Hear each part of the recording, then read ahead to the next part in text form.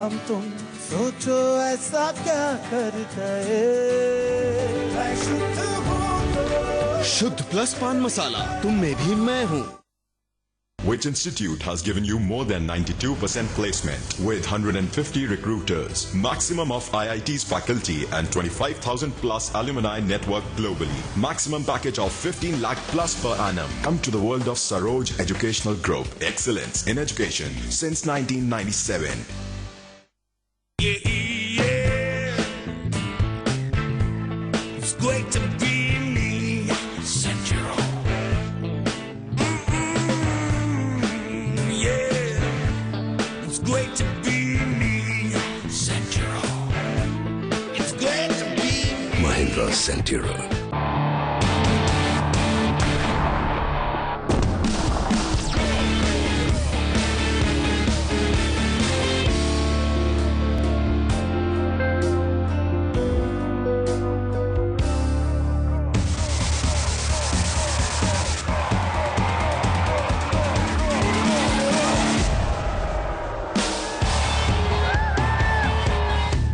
जीतो लेकिन दिल।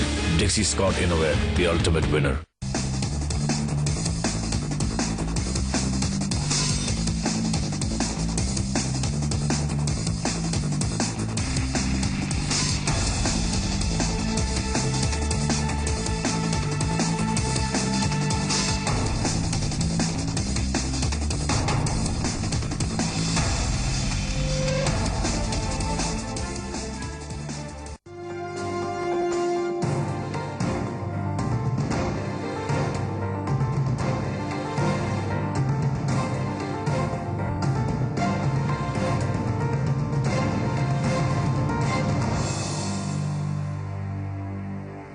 नमस्कार, जी मीडिया देख रहे हैं आप। आपके साथ मैं हूं निहारिका महेश्वरी।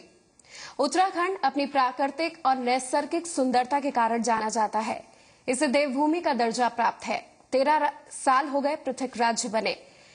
इलाके की तस्वीर बदली या नहीं, लेकिन सबसे प्रमुख मुद्दा अभी उत्तराखंड में है कि यहाँ पर आपदा के हालात हैं और हालात बदतर भी हो सकते हैं। खासतौर पर चेतावनियों की बात करें और डिजास्टर मैनेजमेंट की बात करें, सरकार कोशिश कर रही है, राहत बचाव कार्य युद्ध स्तर पर चल रहे हैं। कोशिश की जा रही है कि योजनाओं का लाभ आम आदमी तक पहुंचे, लेकिन उससे पहले विस्थापन की जिम्मेदारी भी पूरी करने की बात सामने निकल कर आ रही है। इस वक्त हम सीएम आवास में मौजूद हैं। राज्य के मुखिया हमारे साथ हैं, जो पिछले समय से विपक्ष के आरोप भी झेल रहे हैं और अपना काम भी कर रहे हैं। 20 घंटे का दौरा कर रहे हैं। टेंशन बढ़ गया है, लेकिन उसके विरोध झेलने के बाद भी चेक बांट रहे हैं और आम आदमी के विरोध का भी सामना कर रहे हैं, उन्हें सांत्वना भी दे रहे हैं। विजय बहुगुणा जी, बहुत बहुत स्वागत है आपका।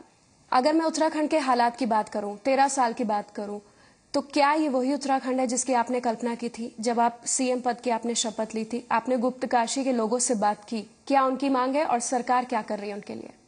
देखिए, राज्य एक आंदोलन से बना, क्योंकि यहाँ पिछड़ापन था, और सद्भावना से बना। उत्तर प्रदेश की विधानसभा ने सर्वसम्मति से पास किया, राज्य बना। और जब हमारा प्रदेश उत्तर प्रदेश का हिस्सा था, भाग था, तो हमारा एनुअल प्लान 600-700 करोड़ रुपए का था। और आज 13 वर्षों में हम 600-700 करोड़ के एनुअल प्लान से आज करीब 8,500 करोड़ का एनुअल प्लान है इस प्रदेश का। तो विकास हर क्षेत्र में हुआ है। विकास दर हमारा अन्य राज्यों से बहुत अच्छा था गत वर्ष में। अपार संभावनाएं हैं यहाँ पे विकास की।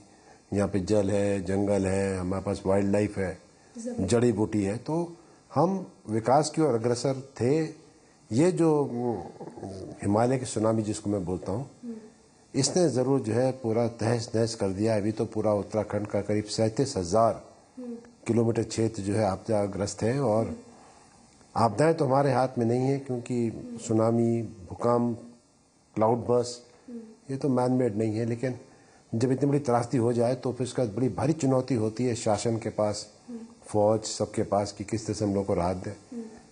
कई चरणों में हमने काम किया है। पहला चरण तो था कि जो यहाँ यात्री और श्रद्धालु फंसे हैं, जो हमारे ग्रामीण क्षेत्र फंसे हैं, जहाँ रास्ते कट गए हैं, उनको सुरक्षित निकाला जाए। तो आज कम से कम ये कह सकते हैं कि प्रशासन और सेना की मदद से आज करीब 1,17,000 लोग अपने घर सुरक्षित पहुंच गए, सुरक्षित घर पहुंच गए। कोई कानून व्यवस्था नहीं बिगड़ी, कहीं कोई महामारी नहीं आई। और अब राहत में लगे हुए हैं। मौसम आप देखती हैं कितना खराब चल रहा है यहाँ पे, हेलीकॉप्टर जा नहीं पाते हैं, रास्ते टूटे हुए हैं, 200 ब्रिज टूटे हुए हैं। तो लेकिन फिर भी हम लोग घूम रहे हैं, जा रहे हैं, जहाँ बिजली नहीं है वहाँ सोलर लाइट पहुँचा रहे हैं हम लोग। आज शासन लोगों तक मदद पहुँचाने का पूरा प्रयास कर रही है। केवल प्राकृतिक जो ये आज जो वास्तविकता है वो ये है कि मौसम साथ नहीं दे रहा है। सड़कें बनती हैं फिर टूट जाती हैं, कभी कहीं भूस्खलन हो रहा है, कभी कहीं भूस्खलन हो रहा है। तो बहुत चुनौतियां हैं, लेकिन चुनौतियों का सामना कर रहा है। आपको लग रहा है कहीं ना कहीं इनएडिक्वेट प्लानिंग रही? आपने बिजली, सड़क, पानी की बात की, ये बात सही है, आपने गांव-गांव तक तार पहुंचाए, लेकिन बिजली नहीं है। उत्तराखंड पानी, यहाँ कई जीवनदायिनी नदी है, लेकिन पानी को लोग तरस रहे हैं। जब आपदा हुई, बारिश का पानी पीकर जिए। सड़क की आपने ही बात कर ली, इतना डैमेज हुआ है। हमारे यहाँ सारी बहुत पाइपलाइन, जब भूस्खलन होता है तो पाइपलाइन क्षतिग्रस्त हो जाती है, और पेयजल की हमारी बहुत लाइनें क्षतिग्रस्त हो गई। हमारे करीब 3700 गांव में बिजली चली गई थी, 3700 गांव में बिजली चली गई थी। आज स्थिति है कि करीब मात्र 100 या 125 गांव हैं जहाँ बिजली नहीं पहुंची। तो जब त्रासदी होती है, सब पेयजल की लाइनें टूट जाती हैं, बिजली के खंभे बह गए, BSNL के टावर्स, वोडाफोन के टावर्स, सब कई टावर्स टूट गए। वो वहाँ बिजली नहीं थे तो कनेक्टिविटी नहीं रही, डीजल नहीं पहुँच पा रहा था। डीजल तो अपने हेलीकॉप्टर्स के लिए भी पहुँचाना मुश्किल हो रहा था, क्योंकि हेलीकॉप्टर आए, दुर्गम क्षेत्र में रखे गए, लेकिन डीजल कैसे पहुंचाते हैं, हम उनका ATS कैसे पहुंचाते हैं। बहुत ही समस्याएं थी, लेकिन केवल शक्ति है प्रशासन के अधिकारियों की और सेना की, एयरफोर्स की, NDRF की, कि हम लोगों ने राहत पहुंचाई है और मदद करी है।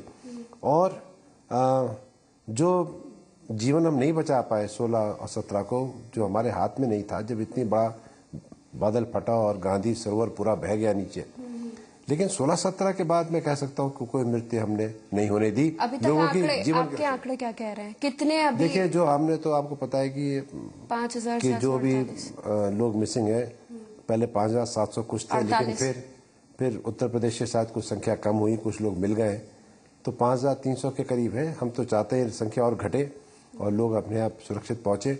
सर, आपको उम्मीद है 1 महीने बाद भी वो सुरक्षित रहे? ऐसा है ना कि होप अगेंस्ट होप, लेकिन हमने तो उनको आज आर्थिक सहायता दे दी है। डिजास्टर मैनेजमेंट के नाम पर आपको लग रहा है आपदा प्रबंधन तंत्र जो आपका था फेलियर है, या फिर उसने सही समय में प्राप्त? दो पहलू देखने के। पहले तो ये कि क्या इस तरह की त्रासदी के लिए कोई भी आपदा प्रबंधन हो सकता था। पहली बात तो ये, किसी को नहीं पता था कि केदारनाथ में आज तक कुछ नहीं हुआ, लेकिन उत्तरकाशी में केदारनाथ में आज तक कुछ नहीं हुआ, और केदारनाथ बहुत ही सुरक्षित जगह समझी जाती थी। और केदारनाथ में इतनी बड़ी त्रासदी हो गई, और त्रासदी हुई, उसमें हमारे पुलिस के लोग मरे हैं, आपको पता है, 18 लोग तो हमारे शासन के, प्रशासन के वहां मौजूद थे, जो इस त्रासदी के शिकार हुए। तो जब कभी ऐसी जगह होती है जहाँ पे कि आप कुछ भी व्यवस्था कर लें, जब पहाड़ी टूट जाते हैं, तो आपदा प्रबंधन फौज को जब 30 दिन लग गए, NDRF जो कि स्किल्ड है, जो कि ट्रेनिंग है विषम परिस्थितियों में काम करने की, पहाड़ियों में जाने की, चढ़ने की। आज मैं देख रहा था पुलिस की, हमारे लोग जो केदारनाथ और रामबाड़ा में शवों का दाह संस्कार किया, किस कठिन परिस्थितियों में रस्सी पकड़ पकड़ के नीचे ऊपर चढ़ रहे हैं। तो ये आदमी हर के बस की बात नहीं है। हाँ, हमारे यहाँ दिक्कत है कि हमारे यहाँ रेवेन्यू पुलिस है। आपको जान के ताज्जुब होगा, हमारे यहाँ पुलिस नहीं है ग्रामीण क्षेत्रों में, और 61% हमारी आबादी रेवेन्यू पुलिस, माने पटवारी और लेखपाल, यही पुलिस है। अब समय आ गया है कि हमें जो अपनी जो ग्रामीण क्षेत्र, क्योंकि हम कैलामिटी प्रोन एरिया है, हम डिजास्टर प्रोन एरिया है, हमें यहाँ पे भूकंप के भी खतरे हैं, तो प्रस्ताव ला रहे हैं, केंद्र सरकार से बात करेंगे कि जो रेवेन्यू पुलिस है, इसको हमको आप पुलिस में परिवर्तन करने दें, तो और चौकियां बन जाएंगी, और पुलिस स्टेशन बन जाएंगे, उनके पास वायरलेस होगा, उनके पास लोग होंगे, तो किसी को पता नहीं घटना कहाँ घटेगी। तो लेकिन हमारे पास अगर रेवेन्यू पुलिस की जगह अगर रेगुलर पुलिस फोर्स होती, तो निश्चित तौर पे अगर रेगुलर पुलिस फोर्स होगी, तो जब भी कभी आपदा होगी तो रिस्पांस जल्दी होगा। सर, लेकिन ये चीज पहले क्यों नहीं की गई? उत्तरकाशी में पिछली साल हमारे यहाँ रेवेन्यू पुलिस इसलिए नहीं की बदली क्योंकि हमारे लॉ एंड ऑर्डर बहुत अच्छा है। हो सकता है लापरवाही धीरे धीरे इकट्ठी हो रही हो, भयावह रूप। फिर आप केदारनाथ की बात कर रहे हैं, जो ग्लेशियर फटा, क्या उसके पीछे आप मानव कारण को नहीं मानते? हेलीकॉप्टर घुस रहे हैं। देखिए, ये तो मैं विशेषज्ञ नहीं हूँ, और मेरे ख्याल से आप भी नहीं। मैंने लिखा है प्रधानमंत्री जी को, और हम चाहते हैं कि एक सामान्य नीति बने। एक पर्यावरण के लिए मैंने, पहला राज्य है भारत में जिसने की नीति बनाई कि हम ग्रीन ऑडिट करेंगे। अब हम पर्यावरण के भी क्या हमारे स्तर है, क्या हमारी रक्षा होनी, क्या उसमें संरक्षण होना है। मैंने एक विशेषज्ञों की समिति बनाई है, उसमें 21 तारीख को मीटिंग होनी थी, लेकिन डॉक्टर पचौरी जो हमारे राष्ट्रीय अंतर्राष्ट्रीय स्तर के जो पर्यावरण विशेषज्ञ हैं वो हैं, डॉक्टर अनिल जोशी हैं, उन सबके साथ 5 अगस्त को बैठक है। तालमेल बहुत जरूरी है पर्यावरण की। प्लानिंग अच्छी है जिस तरीके से हमने, एग्जीक्यूशन कब होगा? क्योंकि अभी तो हाई ऐसा है कि पहले लगता था झटका 20 वाट का, 40 वाट का, अभी तो 1100 वाट का झटका लगाना, तो इस झटके से उभरने में कुछ तो समय लगेगा। जो हमने जो इस त्रासदी से जो एक कुछ कह सकते हैं कि सबक सीखा है, वो ये है कि अब हमको 100 साल, 200 साल, 300 साल का उत्तराखंड देखना है। वाह, बिल्कुल। और अब जो भी हम करेंगे, जो भी हम योजना बनाएंगे या जो भी निर्माण करेंगे या जो भी विकास करेंगे, चाहे केदारनाथ का भी पुनर्स्थापन होना है, मंदिर के पास की सारी बिल्डिंगें गिरानी है क्योंकि सारी जीर्ण शीर्ण हो गई हैं। अब केदारनाथ कैसा बनेगा, वहाँ रोपवेज जानी चाहिए, केबल कार जानी चाहिए। आपने एसआई से भी सलाह ली थी? हाँ, एएसआई की टीम और जीएसआई की टीम तो हमको पूरा रास्ता देगी। लेकिन हमको जितने धाम है, हमको इवैक्यूएशन रूट चाहिए। इवैक्यूएशन रूट माने कि एक तरफ से आओ, एक तरफ से जाओ। एक ही मार्ग अगर एक जगह के लिए आने जाने का होता है और त्रासदी होती है तो बहुत उसमें घातक हो जाता है। तो बहुत इसमें मैं कह सकता हूँ कि केंद्र की सरकार की जिस तरह से आप देख रहे हैं, प्रधानमंत्री जी ने सब कमेटी बनाई है, कांग्रेस अध्यक्ष सोनिया जी ने कल मुझसे फोन पे बात करी, सब जानकारी चाहिए, तो आज केंद्र हमारे साथ खड़ा है, मदद कर रहा है। सारे राज्यों के मुख्यमंत्रियों ने आर्थिक सहायता भेजी। लेकिन इस बार सियासत थोड़ी ज्यादा हावी हो गई। चलिए, सियासत को अगर हम दूर छोड़ें, आपसे एक महत्वपूर्ण सवाल, आपने इवैक्यूएशन प्रोसेस की बात करी, ये बताइए क्या इस सावन केदारनाथ में पूजा हो पाएगी? मंदिर के आसपास का इलाका तो 2-3 दिन में साफ हो जाएगा। अब मंदिर के अंदर भी हम सफाई कर देंगे। उसके बाद टेम्पल कमेटी से हमारी मीटिंग होगी, जो टेम्पल कमेटी कहेगी राज्य सरकार करेगी। हम सबकी ये इच्छा है कि वहाँ पूजा हो, पूजा जल्दी हो। और लेकिन क्योंकि केदारनाथ हमारी अस्मिता है, हमारे लिए एक केवल धार्मिक भाव नहीं से हमारी तो प्रतिष्ठा है केदारनाथ। जितनी जल्दी पूजा हो जाएगी हम लोग को सबको प्रसन्नता होगी, हमारा प्रयास भी है। लेकिन श्रद्धालु नहीं जा पाएंगे वहाँ क्योंकि मार्ग नहीं है और हम हेलीकॉप्टर से नहीं जाने देंगे। तो जब तक मार्ग नहीं बन जाता केदारनाथ का, तब तक श्रद्धालुओं की सुरक्षा के लिए हम उनको नहीं जाने देंगे। खूबसूरत केदारनाथ 1 साल, 2 साल, 3 साल कब? अब देखिए, इतना लंबा समय तो नहीं हम लगने देंगे, लेकिन एक बार पहले जो केदारनाथ में जो ध्वंस हुआ है, वो विध्वंस हुआ है, उसको पहले हमको साफ कर लेने दीजिए। फिर एक्सपर्ट्स को बुलाएंगे अंतर्राष्ट्रीय, और ऐसा खूबसूरत केदारनाथ बनाएंगे कि लोगों को, पूरे अंतर्राष्ट्रीय लोगों को भी जो है उसका सम्मान होगा, उनको गर्व होगा। और अब हम ये भी रेगुलेट करेंगे कि कितने यात्री कहाँ जाएंगे। अगर दूसरे राज्य के मुख्यमंत्री उसमें आगे आ रहे हैं हेल्प करने के लिए, तो राज्य सरकार को कोई दिक्कत? क्यों नहीं दिक्कत, हमें क्या दिक्कत है? हमारे प्रदेश में ये केदारनाथ केवल उत्तराखंड का नहीं है, पूरे भारत विश्व का है। और इसमें जो भी मदद करना चाहेगा करे, उसका स्वागत है। लेकिन सारी प्लानिंग और सारा मैनेजमेंट हाथ में रहेगा उत्तराखंड सरकार के और केंद्र का, क्योंकि एएसआई का वो लोग कहते हैं 10वीं शताब्दी का मंदिर है, तो 1000 साल पुराना मंदिर है और उसकी गरिमा और बढ़ गई है क्योंकि इतनी बड़ी त्रासदी में उस मंदिर को कुछ नहीं हुआ, तो उसकी तो आस्था और बढ़ गई है। इसके पीछे आप पर्सनल क्या कारण मानते हैं कि शिवलिंग को कुछ नहीं हुआ? बहुत डिबेट चल रही है न्यूज चैनलों में। देखिए, ये सब प्रभु हैं, सब स्वीकार करते हैं, प्रभु की लीला है, प्रकृति की अपना एक होता है। लेकिन इतनी बड़ी त्रासदी में उस मंदिर का बच जाना जरूर कुछ है कि जो लोगों की करोड़ों की जो भावना और आस्था है, वो आस्था और बढ़ी है उसमें। राज्यपाल अजित कुरैशी कह रहे श्राइन बोर्ड का गठन होना चाहिए। देखिए, हम उसमें जो कानून बने हुए हैं, जो परंपरा है, उसको तो मैं भी छूऊंगा नहीं। पर्यटकों की संख्या कम करेंगे क्योंकि बहुत पर्यटक तो आना जरूरी है, क्योंकि पर्यटन नहीं आएंगे तो हमारे राज्य की, तीर्थयात्री, हम पर्यटन हो चाहे तीर्थयात्री, हमारे राज्य की अर्थव्यवस्था उन पर निर्भर करती है। सबसे पहले तो मैं चाहूंगा आपके चैनल से कहना अपने देशवासियों से कि मसूरी है, नैनीताल है, हरिद्वार है, देहरादून है, यहाँ तो कुछ भी नहीं हुआ है और यहाँ तो कोई आपदा भी नहीं आई है। तो यहाँ जो पर्यटक आते थे वहाँ आए, विश्वास के साथ आए। जहाँ तक बद्रीनाथ, यमुनोत्री, गंगोत्री का सवाल है, वहाँ कोई किसी का नुकसान नहीं हुआ, कोई क्षति नहीं हुई। सब डरेंगे सर आने से? कोई नहीं, डर भय कुछ नहीं होता है। कम से कम पूरे उत्तराखंड में 100-200 हेलीपैड बनाऊंगा कि ताकि अगर कहीं भी आपदा आए तो कम से कम हेलीकॉप्टर तो पहुंच सके। बहुत प्लानिंग है और इस वक्त समर्थन भी मिल रहा है, गाइडेंस भी मिल रही है गवर्नमेंट ऑफ इंडिया की। और मैं कह सकता हूँ त्रासदी तो हुई है, लेकिन इस त्रासदी से हम उभरेंगे भी और एक बहुत अच्छा उत्तराखंड और नवीन उत्तराखंड का निर्माण एक एग्जीक्यूशन के साथ इसमें मॉनिटरिंग की भी जरूरत है। एक और महत्वपूर्ण बात, आप रोजगार की बात कर रहे थे, आप पलायन की बात कर रहे थे, अब हम इको सेंसिटिव जोन पर आपका ध्यान शिफ्ट करते हैं। उत्तरकाशी की आप बात कर रहे थे, पिथौरागढ़ जो सीमांत इलाके हैं, लंबे समय से डिबेट है, राज्य सरकार का क्या टेक है? दोहरी नीति आपको अपनाएंगे कि बीच का रास्ता निकालेंगे कि रोजगार भी हो और पर्यावरण हितों का भी ध्यान? देखो, मैंने आपसे पहले कहा है कि इको सेंसिटिव जोन के कोई विरोध में नहीं था। आज मैं फिर स्पष्ट कर रहा हूँ, जो हो काम वो विशेषज्ञों से वैज्ञानिक ढंग से स्वीकृत होनी चाहिए, इसमें मुझे कोई आपत्ति नहीं। आप इनवाइट करेंगे पैनल? क्यों नहीं, वो तो एक्ट ही कहता है इको सेंसिटिव जोन कि हम जो है जो भी काम होगा साइंटिफिक स्टडी होगी, साइंटिफिक स्टडी होने के उनका दर्द यही है कि हम सलाह देते रहते हैं लेकिन नहीं। देखिए, वो एक होता है कि कुछ ना करो, वहां पे तो विवाद हो जाएगा। कुछ नहीं करो में तो जो लोकल पॉपुलेशन है उसका क्या होगा?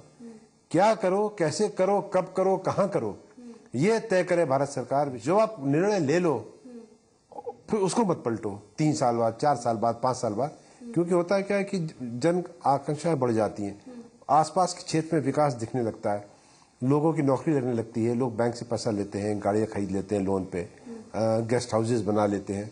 फिर आप जब कोई प्रोजेक्ट शेल्फ करते हैं तो वहां पे बड़ा आक्रोश होता है। आप जन आकांक्षाओं की बात करते हैं, आप हेमवती नंदन बहुगुणा जी के पुत्र हैं, उन्हें पर्वत पुत्र का दर्जा यहाँ पर दिया जाता था। ऐसे में उनकी लेगेसी को आगे कैरी करना, लोग आपसे सबसे ज्यादा एक्सपेक्टेशन लिए। आप इस परिवार के एल्डर हैं, मुखिया हैं, प्रेशर भी झेल रहे हैं, विरोध भी झेल रहे हैं, लेकिन आपको काम भी करना है अपने बच्चों के लिए। देखिए, ऐसा है कि यहाँ से लगाव मेरा कोई राजनीतिक नहीं है, जैसा आपने कहा भावनात्मक लगाव है। और मैं खाली अपने उत्तराखंड वासियों को ये विश्वास दिला सकता हूँ आपके माध्यम से कि उनका विकास, उनका भविष्य की रक्षा करना ये मेरा दायित्व है, लेकिन उत्तराखंड भी बचाना है। और हम कोई ऐसा रास्ता नहीं अपनाएंगे जिससे कि यहाँ पे आर्थिक पिछड़ापन बढ़े। लेकिन विपक्ष कुछ और कह रहा है। विपक्ष के बहुत आरोप हैं। एक छोटे से अंतराल के लिए रुक रहे हैं। विजय बहुगुणा जी हमारे साथ है, राज्य के मुखिया हैं, इन पर लगातार आरोप लग रहे हैं। वन मैन आर्मी है, कार्यकर्ताओं में या फिर आम आदमी में लोकप्रिय। इसके साथ साथ इनकी क्या राय है तमाम राज्य के और भी संवेदनशील मसलों पर, इसको लेकर जल्द लौट रहे हैं।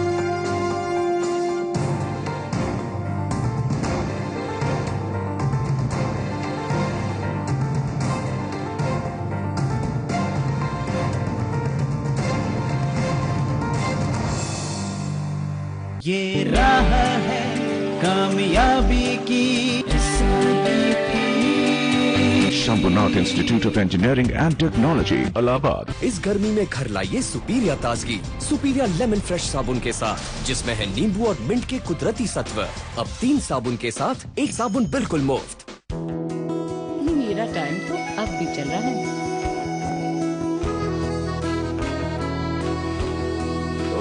तुम रोज और यंग होती हो। मैं तो दादी से सीखी हूँ। DC Jeweler, Jeweler for generations. Good night advance active plus. जब बहुत सारे मच्छर हो तो ऐसे एक्टिव मोड पे पुश करो। 2 मच्छर हो तो नॉर्मल मोड पे पुश करो। हाथी मच्छर हो तो मेरा सर नहीं, एक्टिव मोड पे पुश करो, खुश रहो। Good night advance active plus, push करो, खुश रहो।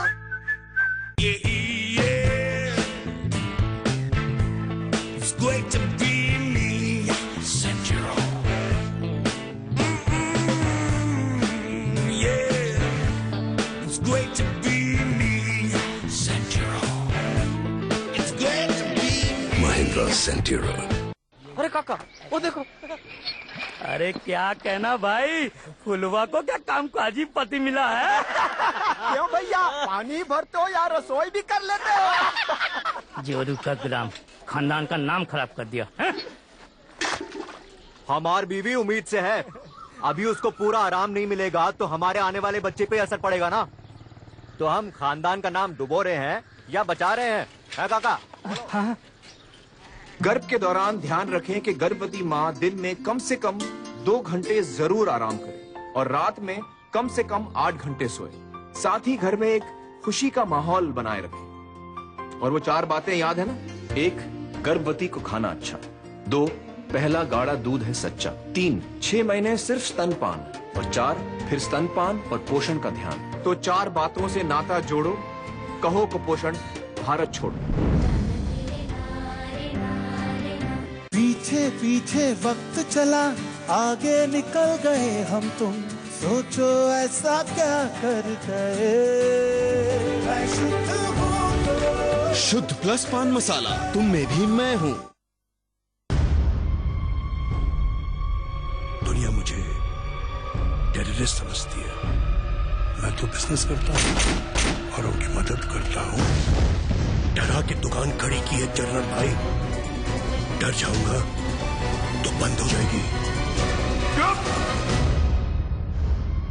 कराची बंद करवाओ।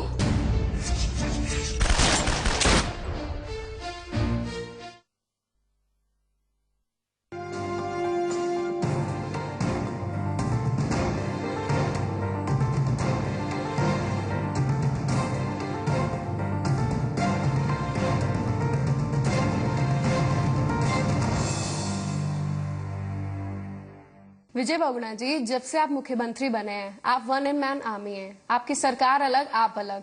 उदाहरण के तौर पर, मुझे पता है आप नहीं कहेंगे, लेकिन उदाहरण के तौर पर आप आपदाग्रस्त इलाकों में गए, वहां विधायक जी का जो रवैया था, अगर एक साइकोलॉजिकल लेवल से सोचें तो आप कहेंगे कि वो अपनी जगह ठीक थे। लेकिन जब से आप मुख्यमंत्री बने हैं, जो गुट हैं वो आपके खिलाफ ज्यादा सक्रिय हो गए। इस पर आप क्या, आप अलग थलग पड़ गए? जब कोई भी व्यक्ति, चाहे संगठन का हो या विधायक का हो, जब वो किसी राजनीतिक एजेंडा की वजह से आप पे आरोप लगाता है, तो ये पार्टी हित में नहीं है।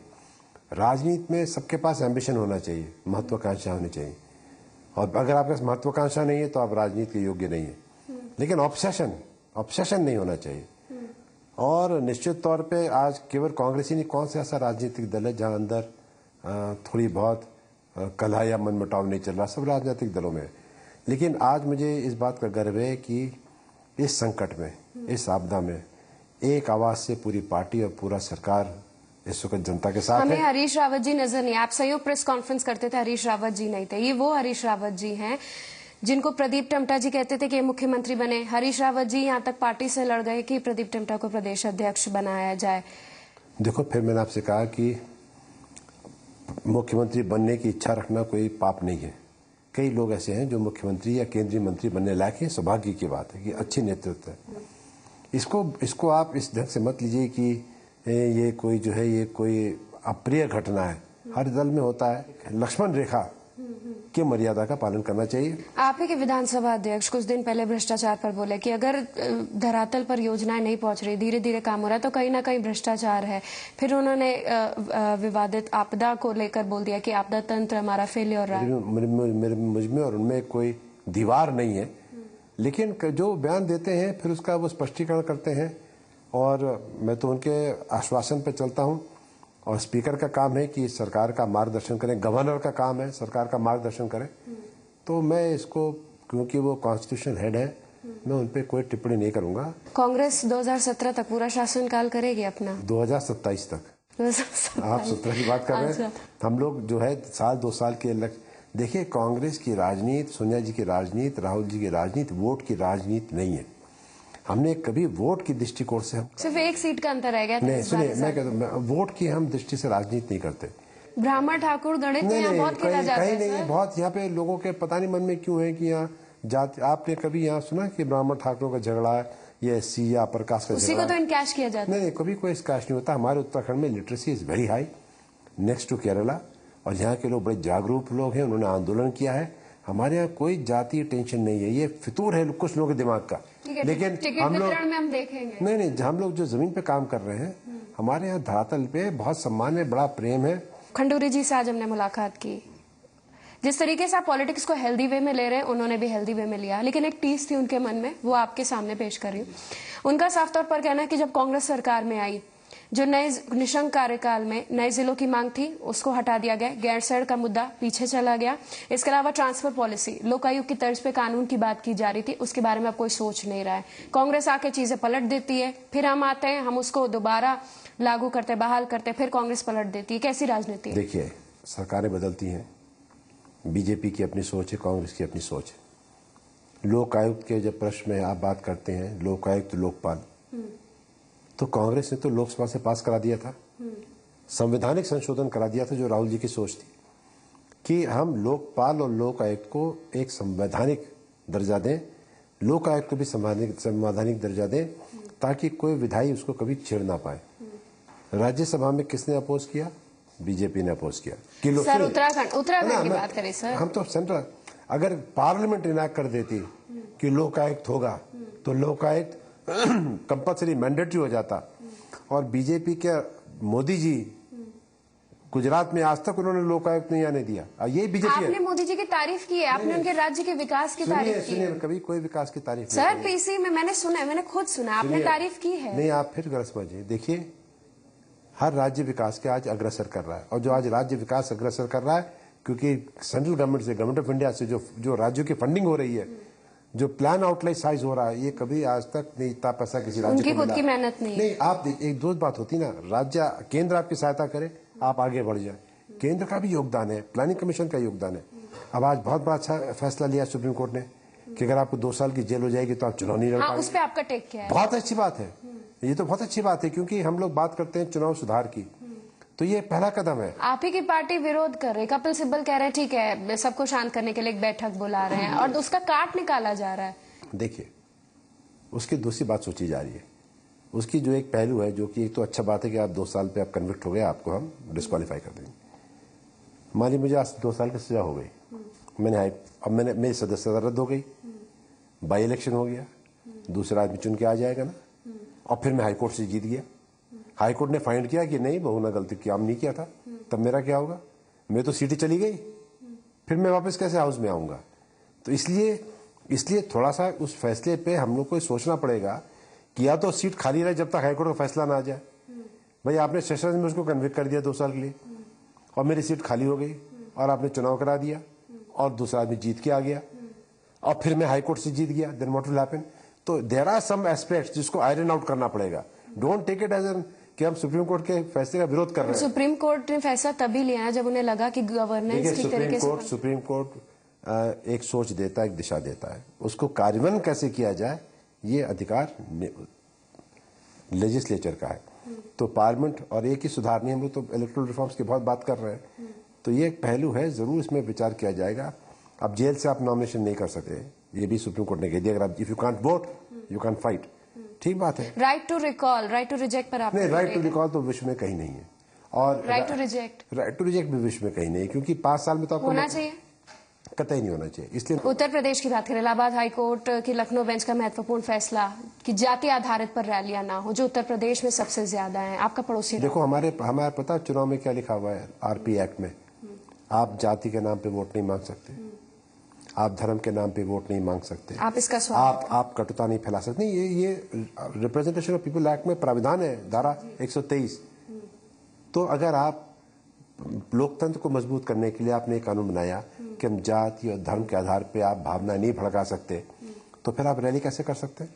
अपने मैनिफेस्टो पे वोट मांगो, हम इस जात के हैं या हम इस धर्म के हैं, ये तो एक्ट प्रोहिबिट करता है, ये संविधान प्रोहिबिट करता है। समझ गए। चलिए जाते जाते एक आखिरी सवाल आपसे जुड़ा, लोकसभा चुनाव के लिए आपकी व्यक्तिगत तौर पे क्या तैयारी? अकेला चलो या फिर सर्वदम संभाव की बात करेंगे? सबको लेकर चलेंगे। आप ही के राज्य उत्तराखंड 5 लोकसभा सीटें काफी इंपॉर्टेंट है। 5 लोकसभा सीटें हैं, और हमारे पास बहुत मजबूत नेता हैं, बहुत कद्दावर नेता हैं। लोकसभा के चुनाव में कांग्रेस अपने शक्ति पे, अपने बल पे लड़ेगी, और जो क्षेत्रीय दल हैं, जो अन्य दल हैं, उनसे हम आशा करेंगे कि वो सांप्रदायिकता के अगर खिलाफ है तो कांग्रेस का साथ दें। जाते जाते उत्तराखंड वासियों के लिए एक सांत्वना कि आप हैं, आप कर रहे हैं, वो लोग जो उम्मीद से आपकी तरफ देख रहे हैं, क्या बोलेंगे? अपार दुख और अपार संकट से राज्य गुजर रहा है, लेकिन जो हमारे उत्तराखंड का चरित्र है, जो हमारा उत्तराखंड का जो लोगों की मानता है, वो आज एक सहारा है। सरकार केंद्र की, प्रदेश की आपके साथ है इस दुख की घड़ी में, और हम जमीन से लेकर आसमान तक कोई कसर नहीं छोड़ेंगे कि आपके हितों की रक्षा हो, आपका भविष्य अच्छा हो, और हमारा राज्य भी विकास करे। जड़ से जहां तक देवभूमि का गौरव दोबारा प्राप्त करेंगे। बहुत बहुत धन्यवाद विजय बहुगुणा जी, अपनी बेबाक राय रखने के लिए, हमसे चर्चा करने के लिए, और अपने एजेंडे को हेल्दी पॉलिटिक्स के रूप में कन्वर्ट करके अपनी राय देने के लिए, और आम आदमी को एक भरोसा देने के लिए कि राज्य का मुखिया भाई है तुम्हारे साथ। बहुत बहुत धन्यवाद। आपके चैनल का भी धन्यवाद।